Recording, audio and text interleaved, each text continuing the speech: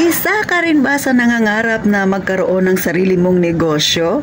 Lalo na ngayon na meron ka na talagang pampuhunan.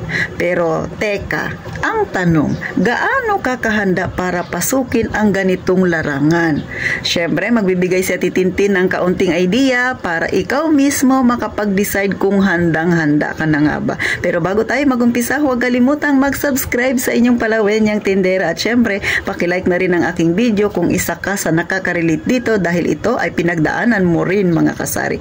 At kung hindi naman kayo busy, baka naman pwedeng pakishare naman. At eto na, umpisa na natin ang real talk at masaya nating chismis.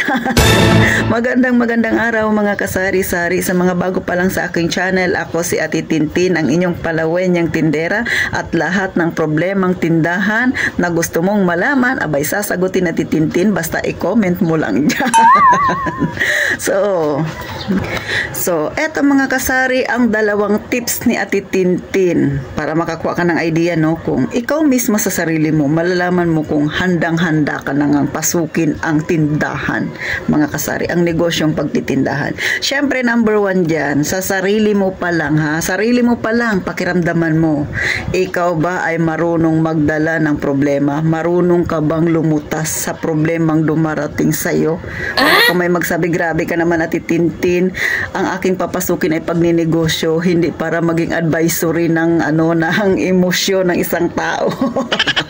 Mga kasari, hindi nadalayo yan mga kasari, no? Kasi alam naman natin na ang pagninegosyo, marami talagang kinakaharap na pagsubok yan, maraming problemang dumarating at hindi mo basta maiiwasan yan, darating at darating talaga yan.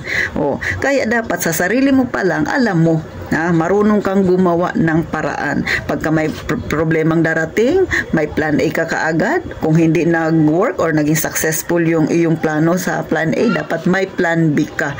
Ganun. Hindi yung may problemang kunti lang, masyado ka ng emotional. So, sa negosyo, hindi pwedeng emotional ka. Ang kailangan dyan ay plano na para maging successful, mga kasari. Kaya, kung kayo mismo sa sarili ninyo may problemang dumarating, hindi mo nga kayang i-handle, ay paano na pag nagkaroon ka ng negosyo? Hindi naman pwedeng talikuran mo lang yan o kaya susuko ka na. Katulad ng na pagka medyo hindi maganda ang bintahan. Sabi nga nila, tumal is real Ate Tintin. So ako naranasan ko yan nung 4 na buwan. Diretso yan, tumal is real talaga mga kasari.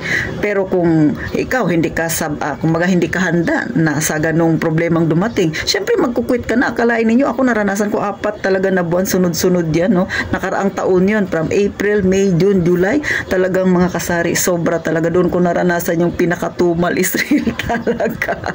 Kaya kung hindi ka handa, syempre magkukwit ka na. 4 na buwan, dire-diretso mga kasari, no? Pero tayong mga nasa puso natin ang ganitong journey, ang pagtitindahan, na hindi tayo basta sumusuko. Kaya si Ate Tintin lumaban. Kaya hanggang ngayon, narito pa rin ang aking maliit na tindahan, nakakatayo pa rin. Alam ko, hindi lang ako ang nakaka-relate. Maging ikaw na nanonood sa akin, na medyo matagal na sa pagtitindahan, alam ko, may kwento ka rin ukol sa tumal is real na yan mga kasari. At hindi minsan maiiwasan na nakakapag-isip ka na tama ba yung naging desisyon mo na pasukin yung ganitong larangan. Ako natanong ko rin yan sa sarili kong mga kasari. Pero dahil gusto ko yung pagtitindahan at ayoko nang bumalik sa pagiging empleyado, pinanindigan ko. Hindi pwedeng maging emotional ka. Pagka ganon, magpa-emosyon ka na kaagad. Hindi po pwede yan kapag ikaw ay may negosyo, mga kasari. Kasi maapektuhan yan yung itinayo mong negosyo, no? At syempre, pagka nalugi iyan, ikaw rin ang mahihirapan. Kaya dapat sa sarili mo pa lang, alam mo nang i-handle ang problema. Kung marunong kang gumawa ng paraan sa sarili mong problema, marunong kang lutasin ang pangsarili mong problema, ibig sabihin, kaya mo ring lutasin kapag ka nagka-problema ka, kung sakaling magtatayo ka na ng sarili mong negosyo. Kasi mahaba ang pasensya mo dapat dyan, mga kasari. Hindi yan pabugso-bugso ang damdamin mo. Hindi yung naisip mo gagawin mo kaagad, kundi may mga plano, may mga isinasaalang-alang yan bago mo gawin ang isang desisyon. Kaya kung ikaw ganyan ka sa sarili mo, malamang kapag ka nagkaroon ka ng sarili mong negosyo, magtatagumpay ka, mga kasari.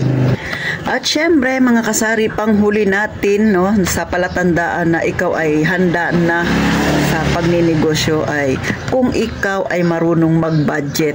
O baka may magsabi na naman, Atitin, magbabudget ka, kailangan ba yan sa negosyo? Abay, kailangan yan. Kung ikaw mismo sa sarili mo hindi ka marunong humawak ng budget mo, ay paano na lang sa iyong negosyo? O katulad ng pagtitindahan, marami kang dapat i-budget dyan, marami kang mga desisyon na gagawin. Kung sa sarili mo hindi mo kayang hawakan yung ganyan, ay di syempre mas lalo na ang iyong negosyo mga kasari, no? Kung ikaw mismo, halimbawa ikaw ngayon ay isang empleyado, hindi ka marunong humawak ng pera mo, hindi mo alam kung saan napupunta ang pera mo, mas lalo na pag ikaw ay may negosyo. Kasi yung kadalasan na bakit bumabagsak ang isang negosyo, dahil dyan sa budgeting na yan mga kasari. Kung ikaw hindi ka marunong mag-budget sa personal mong pera, mas lalo na sa pag nagkaroon ka ng iyong sariling negosyo, baka mamaya pagsamahin mo yung negosyo mo at yung pang sarili mo. Kaya ganyan ang madalas na nangyayari, no? Pagka hindi masyado maalam sa paghawak ng pera, pinagsasama ang pera ng negosyo at ang pansarili niyang pera, abay wala nang mangyayari. Paano pa magiging malago ang iyong negosyo? O talaga namang iyo yung negosyo na yan dahil ikaw ang nagtayo. Pero yung pera na sinasabi dapat magkahiwalay. Magkahiwalay ang pera ng negosyo at yung pansarili mong pera. Hindi mo pwedeng gastusin ang pera ng negosyo sa pansarili mo mga kasari. Kaya kung ngayon pa lang nakikita mo, hindi ako ganun kagaling humawak ng pera at itintin, minsan inisip ko nga kung saan napunta yung aking pera, abay mag-isip-isip ka. Ibig sabihin hindi pa ito yung tamang panahon. Dapat ayusin mo muna ang plano mo sa sarili mo, ayusin mo muna yung pag-iisip mo, ano ba talaga yung gusto mo mga kasari. Ikaw mismo, higit sa lahat dapat disiplinado ka. Kasi kung hindi ka disiplinado mga kasari, walang mangyayari sa gagawin mong pagtatayo ng iyong negosyo. Kasi wala namang mapupuntahan yan pagka ganyan yung isipan mo. Konting problema lang, aayaw ka na.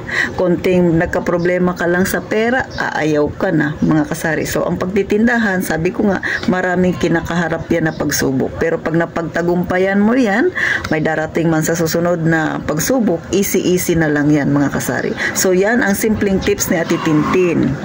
So sa lahat ng mga gustong magkaroon ng tindahan, no, maliit man yan o malaki mga kasari, ay hindi natin pag-uusapan. Siyempre ang pag-uusapan natin dito kung gaano ka kahanda. Marunong ka nga bang humawak ng pera? Mga kasari, marunong ka nga bang harapin ang problemang darating sa pagdidesisyon pa lang, sa mga plano pa lang? Kung ang sagot mo lahat ay oo, ay ano pang inaantay mo? Go ka na mga kasari, ha?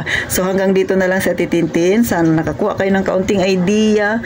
Syempre malaki ang kinalaman dito, no? Na kinalaman nito sa papasukin mo mga kasari. Ikaw mismo, kilalanin mo yung sarili mo. Handang-handa ka na nga ba?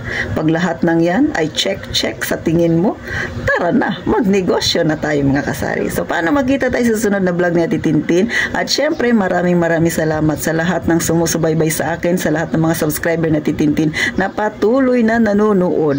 Sana ay huwag kayong magsawa. At syempre, kaya nga ng palagi kong sinasabi, mag-iingat tayong palagi mga kasari.